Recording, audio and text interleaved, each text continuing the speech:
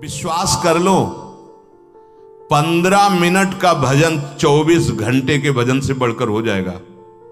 एक बार सदगुरुदेव भगवान ने भी कहा था कि प्रयासरत भजन अभ्यासी जब प्रेम रस भजन को प्राप्त होता है तो 5 मिनट में उसका इतना भजन हो जाता है, वो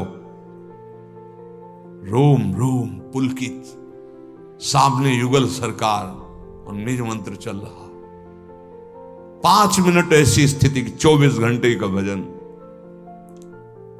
यहां कह रहे 15 मिनट का भजन सच्चाई से बिल्कुल डूब कर जुड़ करके, तो 24 घंटे का बाहरी अभ्यास उसके बराबर नहीं होगा।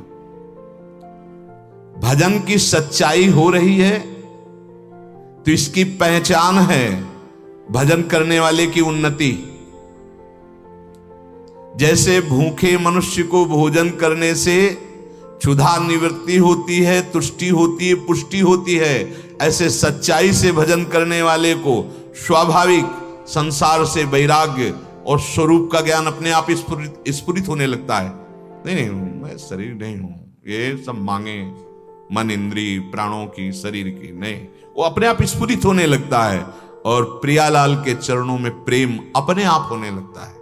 सच्चाई के भजन से, लगन पूर्वक भजन से। जब कभी तुम्हारा मन बुरे काम के लिए तैयार हो जाए, तुम नहीं रोक पा रहे हो, तो उसे फुसला के टाल दो।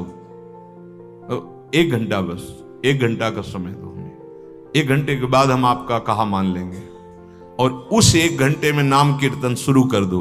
वो शांत हो जाएगा, विचार बदल जाएंगे।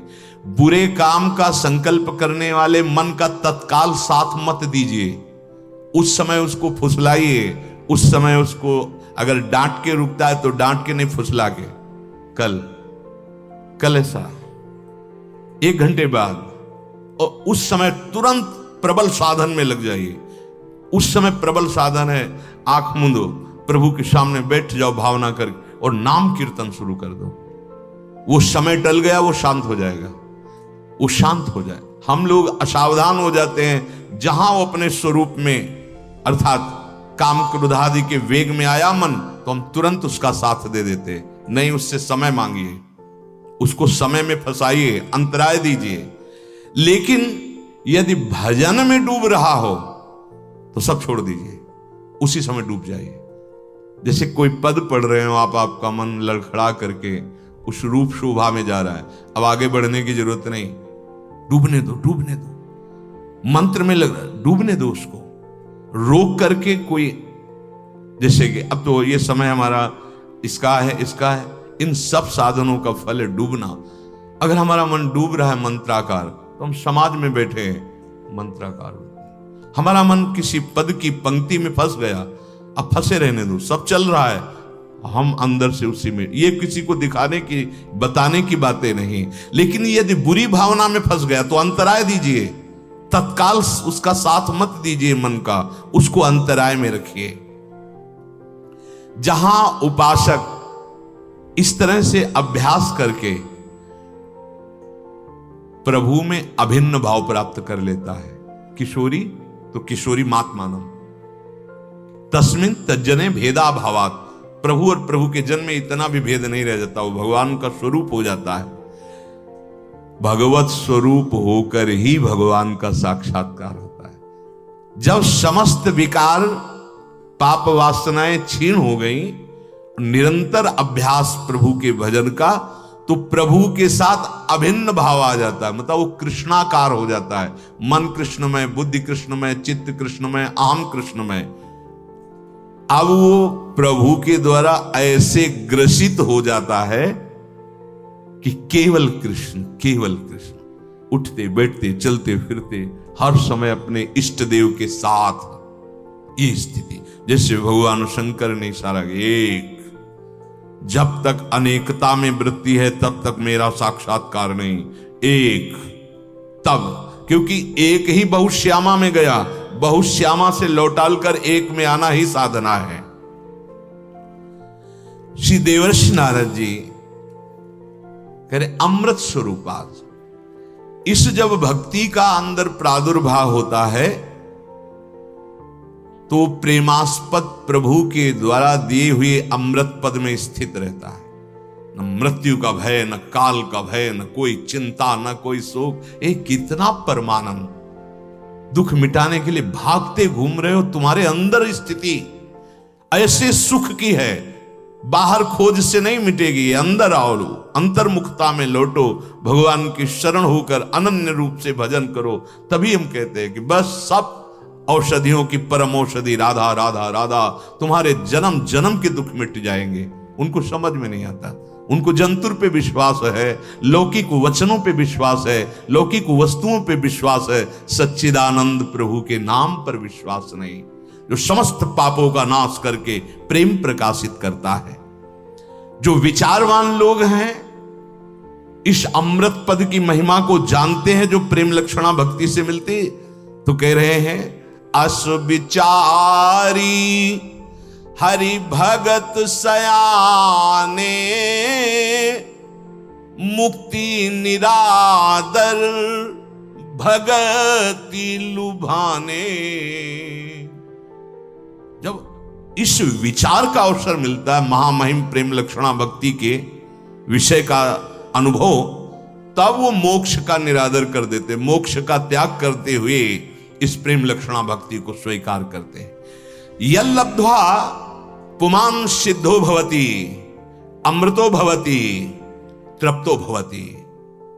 इस प्रेम लक्षणा भक्ति को जो प्राप्त कर लेता है वो सिद्ध हो जाता है।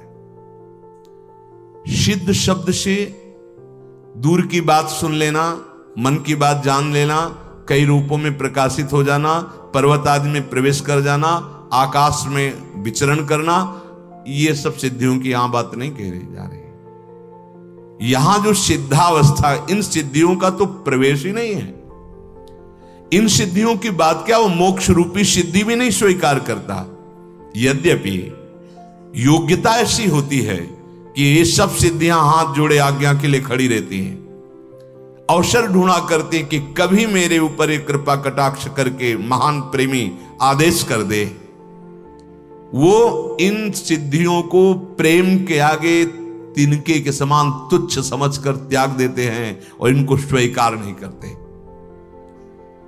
जिस समय प्रेम का स्फुरण होता है तो इस मृत्यु लोक के भोगों की किसी की क्या सामर्थ्य कि उसके चित्त में प्रभाव पैदा कर सके। न पारमेष्ठ्यम न महेंद्र धिष्णम न सार्वभौमम न रसाधिपत्यम न योग सिद्धि रपुनर्भवम वा मयि अर्पितात्मे क्षति मद विनान्य। ओहो, भगवान कहते हैं मेरे में चित्त जिसने अनन्य रूप से लगा दिया है, उसके हृदय में ऐसा प्रेम स्फुरण होता है कि वो प्रेमी भक्त ब्रह्मा का पद, देवराज इंद्र का इंद्रासन, चक्रवर्ती सम्राट, लोक लोकांतरों का आधिपत्य, योग की सिद्धियां या सायुज्य मोक्ष आदि कुछ भी नहीं चाहता। ऐसा अपार आनंद उसके हृदय में प्रकट होता है, सब चाह मिट जाती है। रोमांचेन चमत्कृता तनुरियम भक्त्या मनो नंदितम प्रेमाश्रूणि विभूषयन्ति वदनम कंठम गिरो गदगदाः नास्माकं क्षणमात्रमप्यवसरः कृष्णार्चनम कुर्वताम मुक्तिर्द्वार चतुर्विधापि किमियम दास्याय लोलायते। मैं अपनी युगल जोरी की उपासना में लगा हूं, उनकी सेवा में। शरीर पुलकित हो रहा है उनका चिंतन करके, आंखों से अश्रु बह रहे हैं, वाणी गदगद हो रही, ठीक से बोला नहीं जा रहा है। मुझे तो अब एक क्षण के लिए भी फुर्सत नहीं कि किसी और आंख उठा के देखूं, पर इतने में सायुज्य सामीप्य सारूप्य आदि मोक्ष दरवाजे पे खड़े क्यों हाथ जुड़े हैं। नहीं चाहिए मुझे मोक्ष आदि, दीमानम न ग्रहणंति विना मत सेवनम जना मुक्ति द्वार चतुर्विधापि किमीम दास्याय लोलायते। ये मोक्ष दास की भांति हाथ जोड़े क्यों खड़ा, अर्थात जिसके हृदय में प्रेम जागृत हो जाता है तो मोक्ष सुख भी लुटता घूमता है चरणों में। वेणु कानन कुणित श्रवण सुंदर सुनत मुक्ति सम सकल सुख पाए पग पेलिरी, पाए पग पेलिरी। ये ये महान प्रेम लक्षणा वृंदावन रस मत्ता, ये भक्ति है।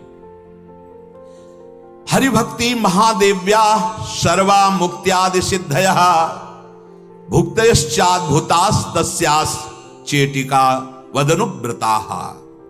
ये जो प्रेम लक्षणा भक्ति है, ये मुक्ति और अन्य सिद्धियां और विलक्षण प्रभाव, विलक्षण वैभव, ये दास की तरह, दासी की तरह ऐसे प्रेमी भक्त के आसपास मंडराता रहता है। वैभव, ऐश्वर्य, सिद्धियां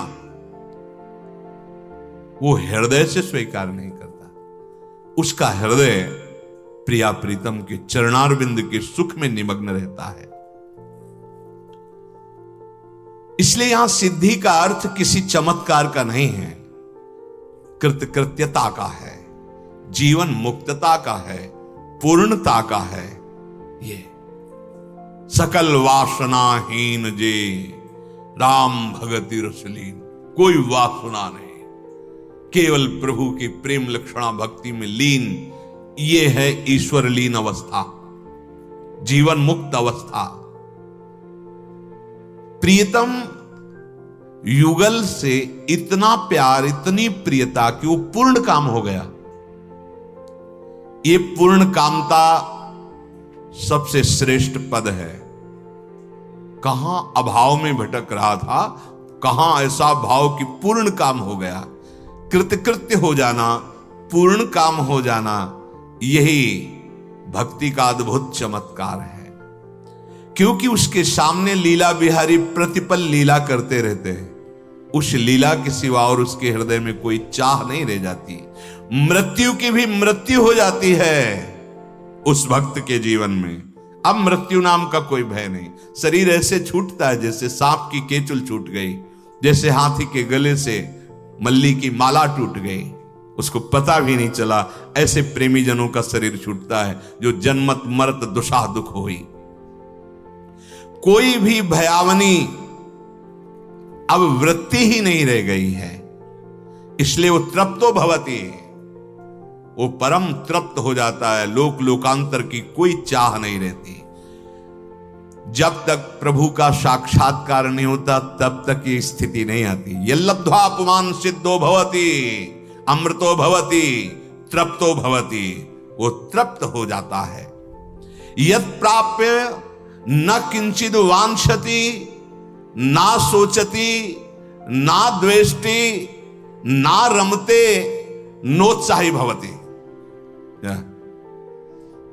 हे अज्ञान की धरा में स्थित जन समझ ही नहीं पाते।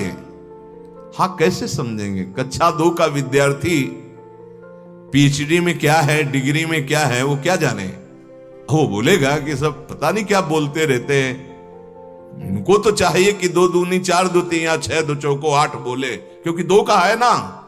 वो उतना ही जानता है पहाड़ा और ककहरा और मात्रा। तो उससे आगे पढ़ करके जो पहुंच गए हैं, उस विषय पर टिप्पणी नहीं करने का अधिकार उसको। तुम 2 में हो तो 2 में रहकर रसास्वादन करो। यही 2 की विद्या डिग्री में पहुंचा देगी।